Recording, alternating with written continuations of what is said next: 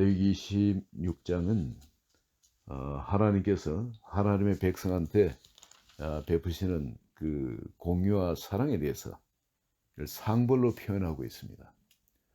어떻게 하면 상을 얻고 어떻게 하면 벌을 얻는가? 하나님은 공유와 사랑의 하나님이기 때문에 하나님 자신을 바로 세우기 위해서 이 두 가지를 상과 벌을 통해서 그를 시험하는 것을 볼 수 있습니다.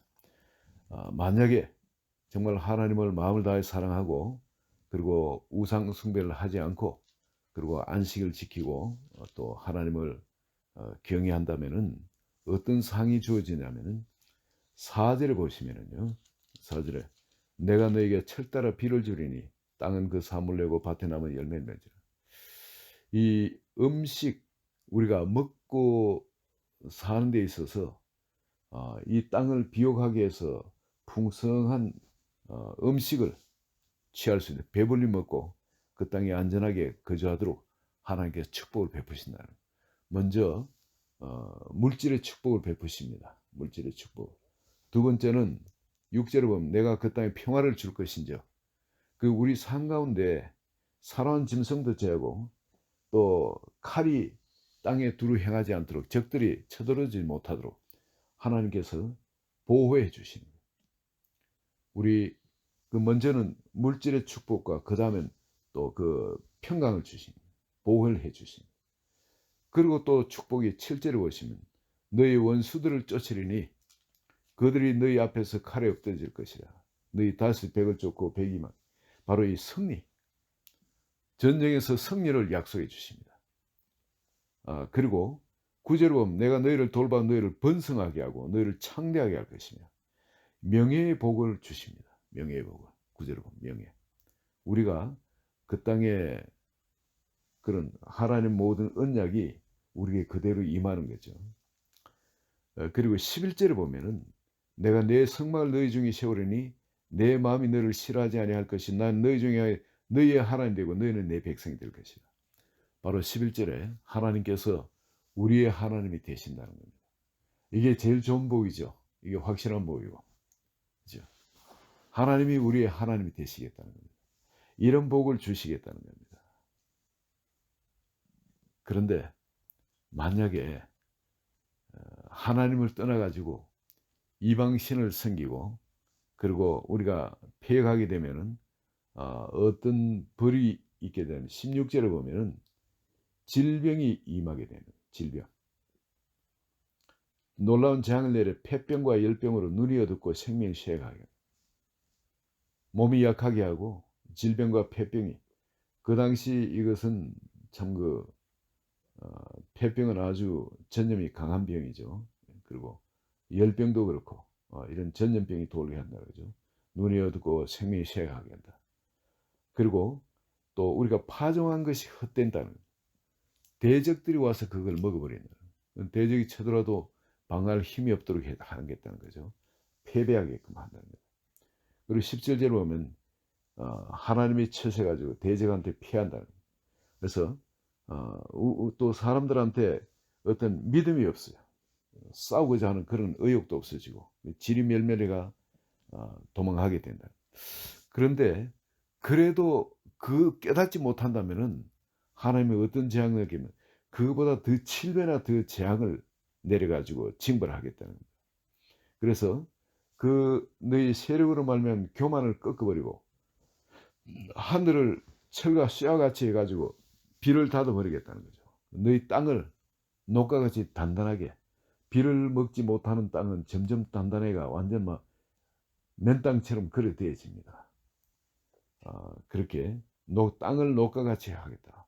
하늘을 그냥 닫아버리겠다는 겁니다. 그렇게 아무리 노력해도 땅은 사물 내지 않고 땅의 나무는 열매를 맺지도 않고, 그러니까 뭐 굶어 죽겠죠. 얼마나 기근이 심하겠습니까. 근데 그뿐만이 아닙니다. 그게 또 하나님을 계속 거스르고 그럴 땐 또 7배나 또 더 재앙을 또 내리겠다는 거예요. 그 재앙에 또 7배나 더 재앙을 내리겠다는 거예요. 덜짐승을 보내가지고 이 덜짐승들이 사람까지 먹어치운다는 거예요. 사람까지 잡아먹는다는 겁니다. 그래서 사람 길거리 사람이 다니지 못하도록 무서워서 그렇게 만들겠다. 덜짐승까지 풀어주겠다. 그래도 또 하나님께 대항하고 그러면 또 재앙을 7배나 더 내리겠다는 거예요. 이제는 덜짐승이 아니라 칼을 든 덜짐승보다 더 사나운 대적들을 보내겠다. 칼을. 그래서 언약을 어기는 원수를 갚고, 그리고 또한 그뿐만 아니라 연병을 보내겠다. 연병. 싸울래도 싸울 수가 없죠. 연병이 걸리면 그 땅에. 그래서 적들이 오면은 들어오면 이삭 줍듯이 사람 목을 취할 겁니다. 싸우지도 못하니까. 그렇게 하겠다는 거죠. 그리고 음식도 얼마나 참 먹을 것이 없어지냐면 10여인이 한 화덕에서 떡을 굽는다. 남자들이 다 죽은 겁니다. 그러니 어떻게 하든 간에 이 한 화덕에서 10여인이 떡을 굽는다는 거예요. 먹을 것이 뭐 있겠습니까? 그게 아무리 10여인이 떡을 구워준다 할지라도 먹을 것이 없는 겁니다. 그렇게 굶주린. 그리고 그래도 또 청정하정 대항할진데 자식들의 살을 먹게 되는, 사람 시체를 먹는 그런 일이, 그만큼 굶어 죽는 사람들이 많고 살아있는 사람도 이 짐승처럼 된다는 겁니다. 그렇게. 그리고 또 30절에 보면 내가 너희 산당들을 헐며 너희의 분향단을 부숴서 너희 시체를 부서지는 우상들 위에 세우고 내 마음이 너를 싫어할 것이며, 정말 뭘 이래 해도 받지도 않겠다는 겁니다. 그리고 32절에 보면 그 땅을 황무하게 해서 원수들이 그걸 보고 놀라게, 아니 어떻게 이렇게 잘 살고 부유하고 형통하던 그들이 갑자기 이렇게 완전 망해가지고 엉망이 되어버린지 놀랄 것이라. 그리고 33절에 보면은 이게 여러 민족 중에 그때 흩어버릴 것이라. 칼을 빼어 또 뒤따르게 하거든. 여러분 저 마지막 이스라엘의 마지막 왕, 그 시드기야, 거기에 일어나는 그 도망을 칠 때 적들이 따라가서 그를 포로로 잡고 전부 다 빨가벗겨 가지고 시드기야 눈알이 뽑히고, 그리고 뽑히 그저 적국으로 끌려가지 않습니까? 성경 말씀대로. 그리고 여러 민족 중에 흩어버릴 것이, 그 땅엔 다른 민족들이 들어와 살게 되고, 이런 일이 일어난 걸 우리 봅니다. 실제 말씀대로 하나님은 그 언약을 지키시는 거예요.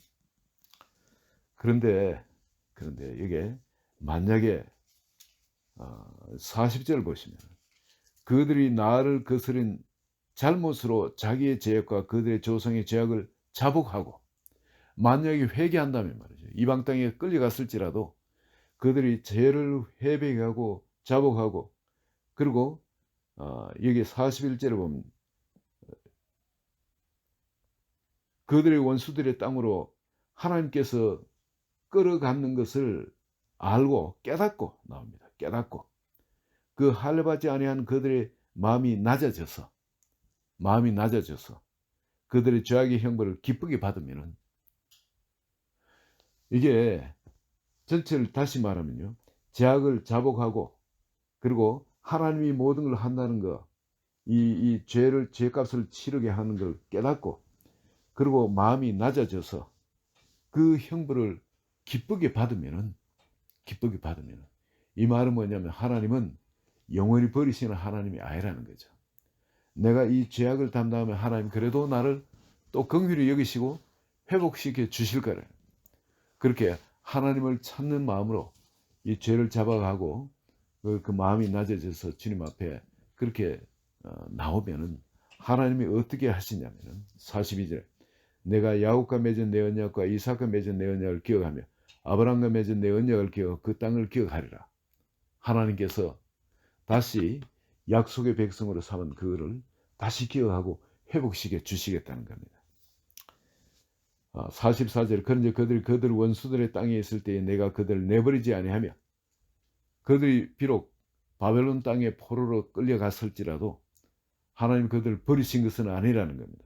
미워하지도 아니하고 아주 멸하지도 아니하고 그들과 맺은 내 언약을 폐하지도 아니하고, 나는 그들의 여호와 그들의 하나님이 됨이기 때문에 그들을 아주 잊어버리거나 피하지는 않겠다는 겁니다. 그리고 또 45절에 내가 그들의 하나님 되기 위하여 민족들이 보는 앞에서 애굽 땅으로부터 그들을 인도해 낸 그들의 조상과의 언약을 그들을 위하여 기억하겠다는 거예요. 다시 기억해서 그들을 회복시키는 거예요. 이게 하나님이 하시겠다는 겁니다. 근데 이런 자리까지 들어갈 필요 없죠. 이런 자리까지 들어가서 깨달으면 이건 어리석은 겁니다.